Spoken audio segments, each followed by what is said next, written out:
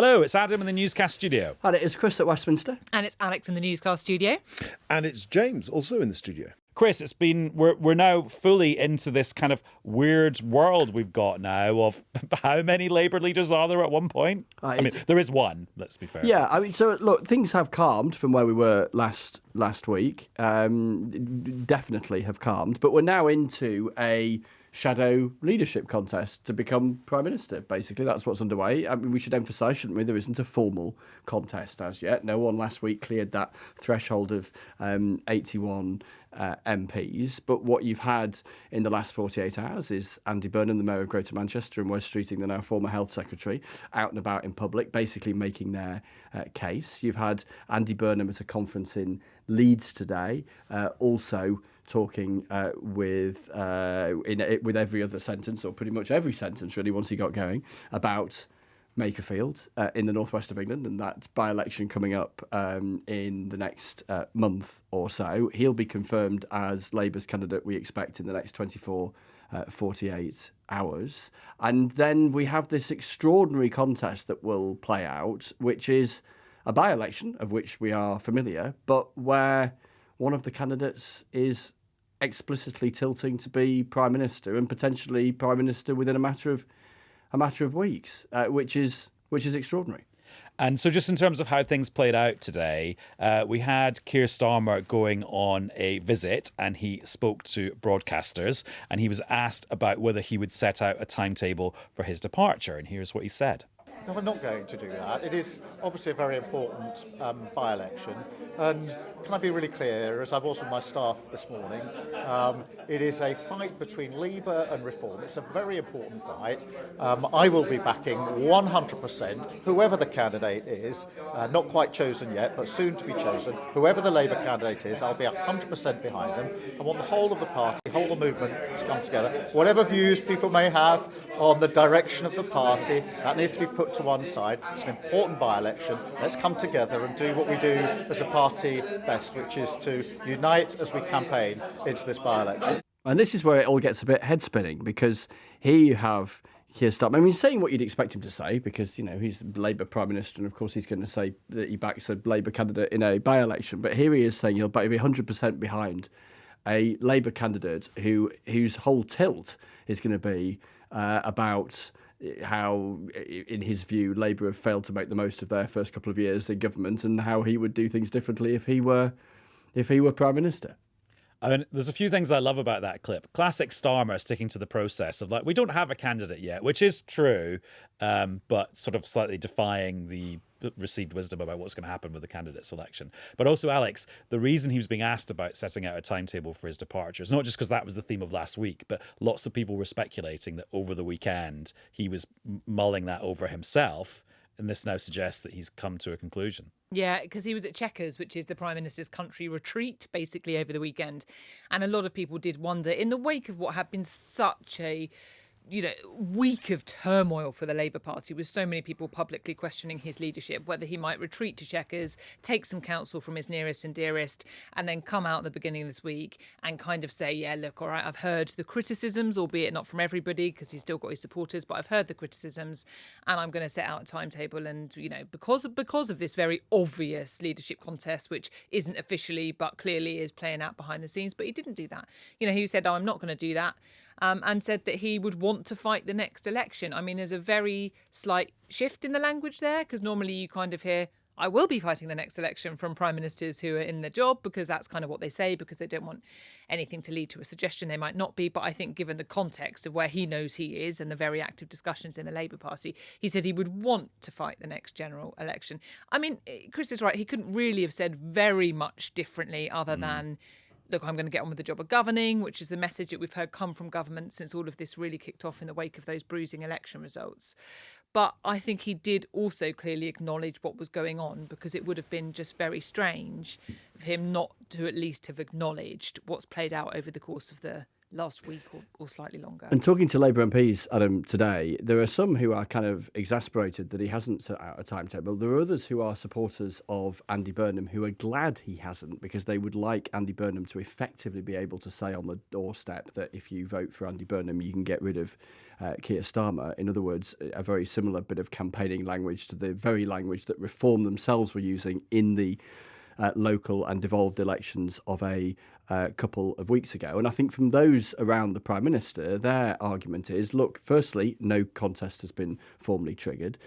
Secondly, therefore, in the meantime, let's just crack on with governing for as long as they conceivably can. And then thirdly, who knows what the outcome of the by-election is? Because in a scenario where Andy Burnham doesn't win the by-election, where then does the party find itself? Last week might seem like something of a tea party compared with where we might be if Labour failed to win the by-election, in terms of how the party then reacts to a scenario where Andy Burnham has not won in Makerfield. And then where does that leave the Prime Minister if you then get others who do have a seat at Westminster then crossing the threshold of 81 MPs and there being a contest? And in terms of other things happening today, you've alluded it to already, Chris. Andy Burnham, we heard from him at quite some length because he was speaking in Leeds at this great Northern Investment Summit. And I watched it on YouTube about an hour after he'd done the speech. And to me, it was almost like he was, those local versions of Monopoly you get, where you can get Monopoly. I'm proud owner of a Yorkshire Dales one, as you might expect. Of course. I mean, I'm sure there's one person who bought that. And because he was just listing all the places that are in the constituency of Makerfield to just really prove to everyone that he knows those streets and he knows it's not just a place called Makerfield. There's all sorts of different neighbourhoods and different villages in that area. He was just being hyper local, which I suppose is what you would do if you were vying to be elected for the constituency. Yeah, and to be fair, he's lived locally for a long time and does know the area. But he was absolutely, as you say, name checking all sorts of places that even at that kind of conference with a gathering of leaders from the north of England, referring to lots of places that I suspect plenty of people in the hall, just because they're relatively small communities in one part of the northwest of England, wouldn't themselves be familiar with.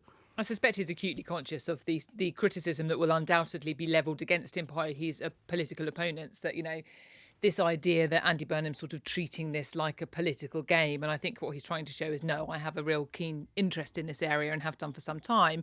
And actually the substance of what he was saying was also very heavily focused on the north of England and what he was outlining as his sort of policy platform, which he believes would address some of the kind of entrenched issues in the north of England and towns and cities. Yeah, Alex, what are we learning about what his platform is? And I'm thinking about his platform as the leader of the country rather than the it's Monopoly player for Makerfield. He's sort of trying to run a bit of a dual message, I think, in this campaign, because clearly everybody knows what's happening. Andy Burnham wants a seat in Parliament so he can challenge Keir Starmer for the leadership of the Labour Party. Let's just be upfront about that, because that's just what's going on here.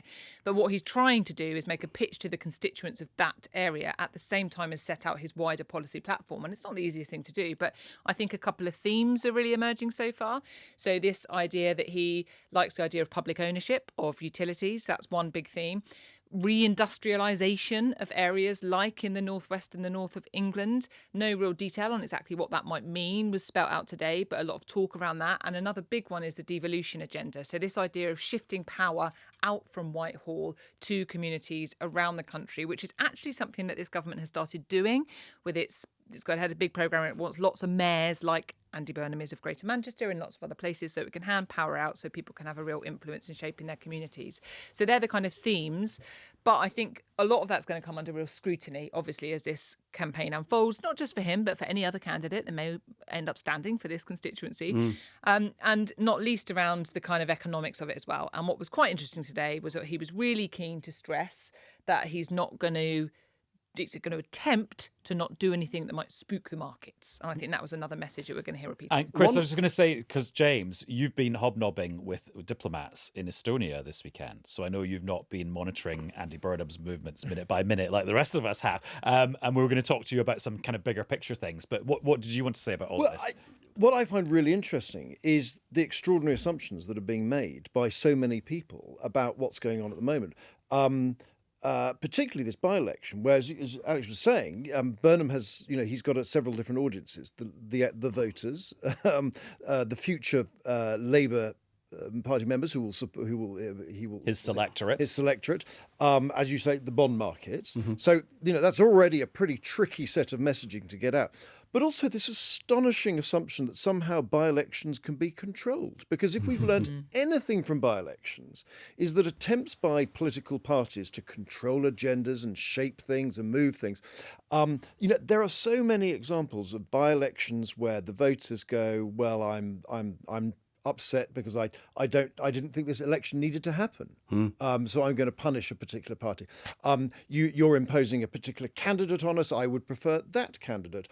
My issue is going to be something completely different to your issue. And yet so many people are rolling dice and making assumptions. It's almost as if politics 101 is do not make presumptions about how a by-election is going to play out, because 9 times out of 10 you're going to get it wrong. Because you just can't control it. And just one little intriguing aside into this mix, which is the broadcasting rules around by-elections. Once we're in the stage where a writ has been moved, in other words, formally a contest is beginning, and then parties start selecting their candidates. Clearly this is a by-election like no other recent by-election.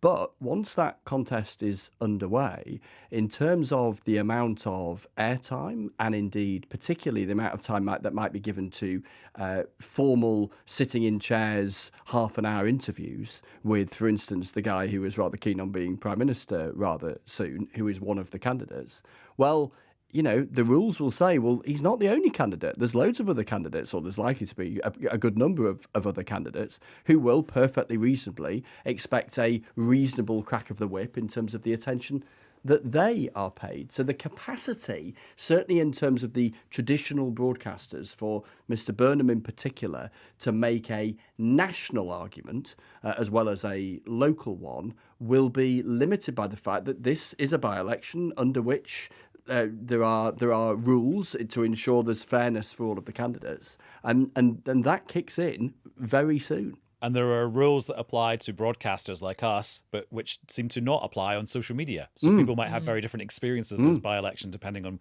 where they're looking at it from.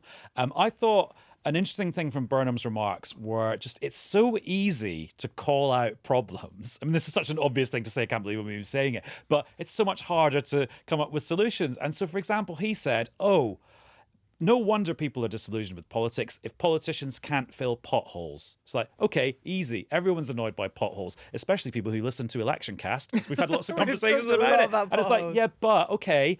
But as we learned, who was the newscaster who called in? Was it Ryan? Oh, yes. The You knew highways about expert. how to prevent potholes. And he said the point about potholes is you have to spend enough money on highway maintenance to prevent them in the first place. Okay, Andy Burnham, what are you going to spend less on if you're going to spend more on highway maintenance, which, by the way, is a much less popular budget line than filling potholes? And he then said, and I had to call this meeting to bash loads of heads together about flood defences and improving flood warnings and improving flood defences, especially for communities that have been left behind and feel they don't get enough investment. Again, okay, how are you going to get all these quangos, water companies, different legal entities together and force them to work together? Because everybody wants different bodies to work together better. It's not like you're the first person ever to identify this as a problem.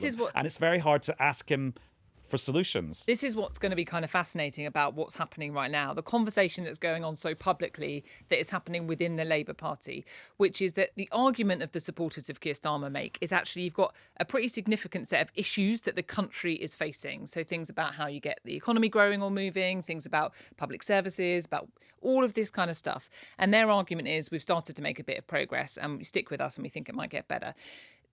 The other people in that party, are they wanting a change of policy approach? Are they wanting something done differently in terms of how money's allocated to local authorities, how much is spent on highways, how much is spent on the NHS, how much is spent on defence? Is there a whole different policy approach?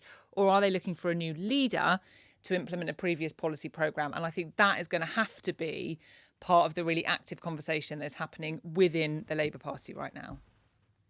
And James, you were talking about the unpredictable things that happen in by-elections. Well, we already saw that at the weekend with Wes Streeting being so explicit about his wish to rejoin the EU, which put Andy Burnham in a tricky position because he has previously said he would like to rejoin the EU in his lifetime. And he's still quite young, so that could be quite a long period. But however, he is potentially going to be the candidate in an area that voted quite heavily to leave. So let's listen to how Andy Burnham has been triangulating all of that in his comments today. My view is that Brexit has been damaging, but I also believe the last thing we should do right now is rerun those arguments. Britain will be stuck in a permanent rut if we're just constantly arguing and people are pulling away from each other. It is time, surely, isn't it, to bring people back together, to focus on what we've got in common, to get the growth coming to all places so it's felt there. That is what we need in this moment. And it's really important that whatever comes out of this by-election, there's a more kind of unifying feeling about the change that we need to work towards. I am not proposing that the UK considers rejoining the EU. I respect the decision that was made at the referendum, and it's going to undermine everything I've said about strengthening democracy if we don't respect that vote. And I suppose, Chris, it will come down to, is that enough to shut that down as an issue in the next few weeks for Andy Burnham? And actually, maybe it will be because Wes Streeting has had his moment to say this and it will disappear as an issue. Or maybe this thing will sort of, very loaded phrase, haunt him for the next few weeks. Well, I think, Reform UK are likely to try and leverage it for as much as it's worth, won't they? I suspect, given the way that Makerfield voted a decade ago, which was solidly for leave, and given how recently Reform have had success in the local elections in Makerfield. And there you were hearing, it's back to James's point from a few minutes ago, there you were hearing Andy Burnham attempting to triangulate between the various audiences that he needs to talk to and the positions that he has held in the past, because he has previously talked about, a longer term desire for a case for rejoining, but obviously confronts a by-election where we know, broadly speaking, or at least we know where the electorate was there a decade ago, and clearly wasn't sufficiently put off, if they've changed their mind in the interim, by where Reform have been on that issue consistently. So,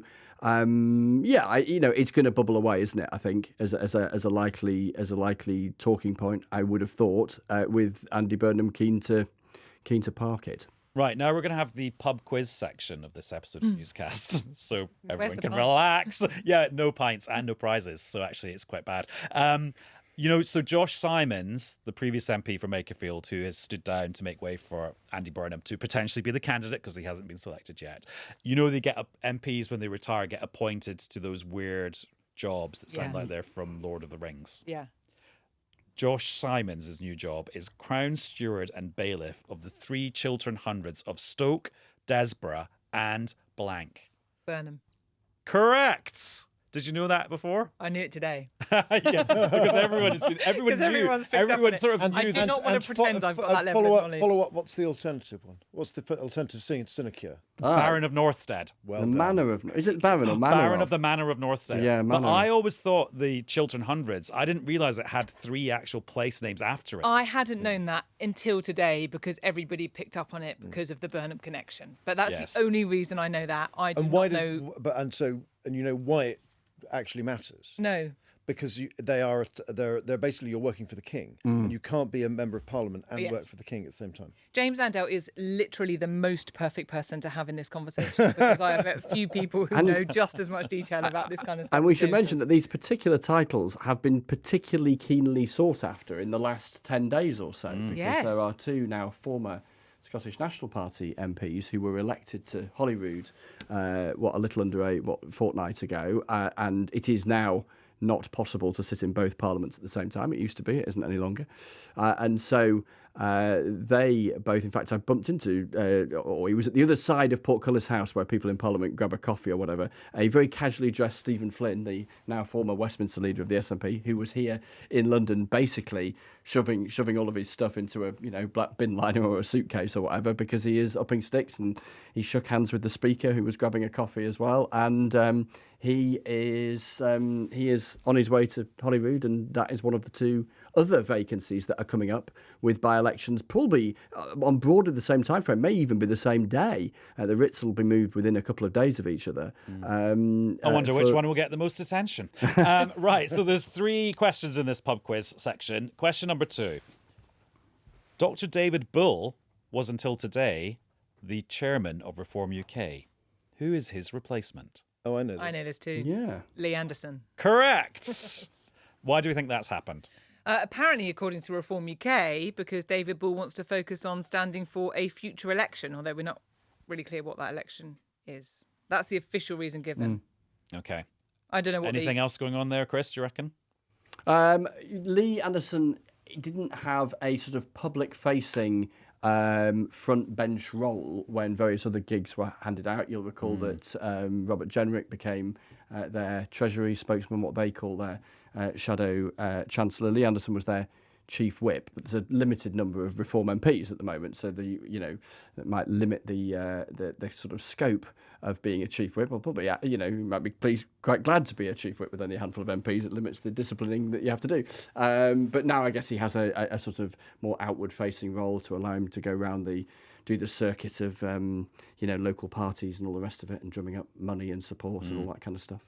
Right, on to question 3, and this is specifically for James Landale, because you've recently written a very wise piece about this on the BBC News website for the in-depth section. Is the UK ungovernable? There's currently 1,000 points up for grabs for this question. The answer is 1963. No, is Britain ungovernable? Well, first of all, why did you want to write this piece? Well, look, I think the scale of I'm a diplomatic correspondent. I spend a lot of time travelling and talking to ministers and officials and diplomats, and they constantly ask me what's going on with British politics.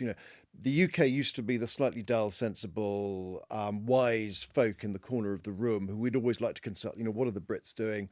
And both in a European context, but also in an international context, the Americans would want to know, where are the Brits on this?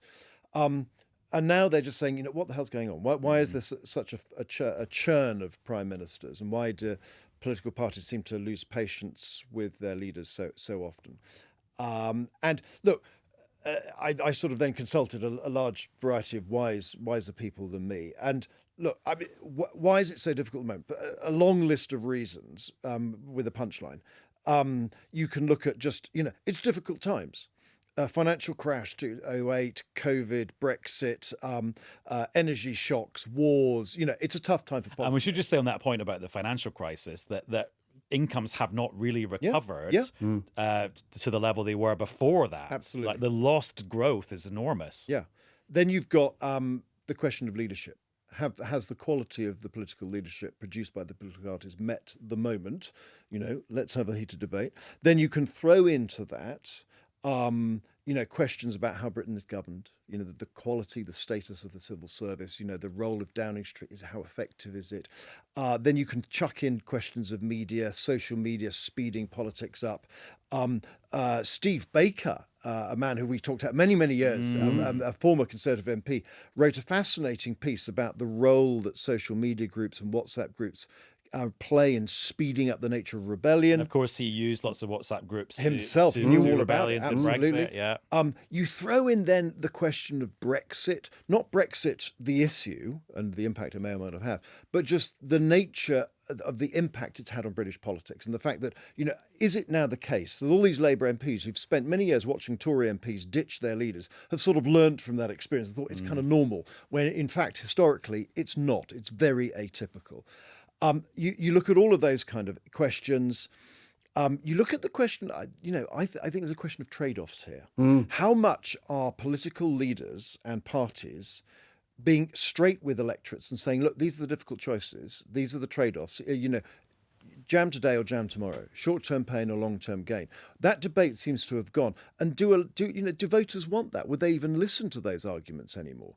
The bottom line, though, actually takes us, I think, down to money. The fact that we have no money. So in the past, political leaders, when they got into a bit of trouble, if they were of the right, might have cut a few taxes. If they're on the left, they would have, spent a bit on welfare in some capacity. That's gone. We have a massive debt crisis. We are borrowing so much just to service our debt. It's far more than we're spending on defence and all of that. And at the moment, governments are just struggling to address those things.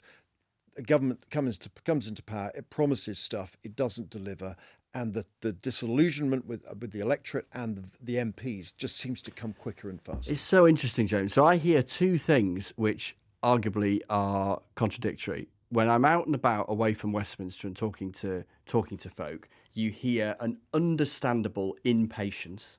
A lot of it going back to the lack of economic growth, the lack of feeling better off since 2008, but all sorts of other factors that play into that sort of sense of impatience you hear from a lot of people around the country. And then I also hear from politicians here of every political colour the sense that we're in a society now that demands instant gratification, that we're used to being able to go onto our phones and order a pizza or a book or whatever it might be that arrives 45 minutes later or whatever.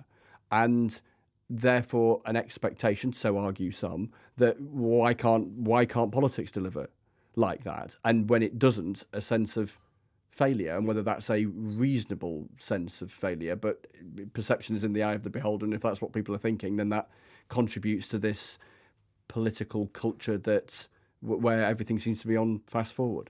What I think is really interesting, because Chris, that's absolutely right, is why at the moment no political party is trying to move into the space of let's be more long-term.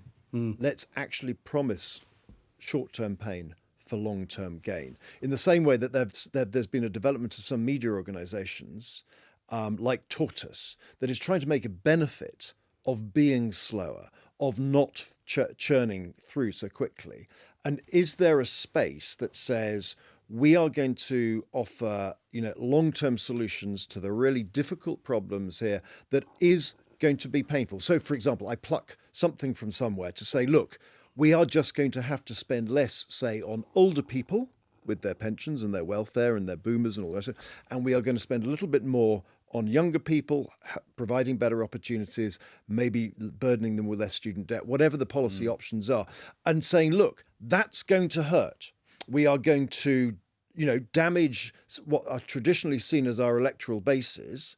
And I thought it was, so for example, I thought it was really interesting during the local election campaigns, some, how can I put it, right of centre newspapers that were being very critical of the Greens suddenly started running a few pieces that were reflecting the fact that the Greens were picking up a lot of support from all of that traditional newspapers' children and grandchildren.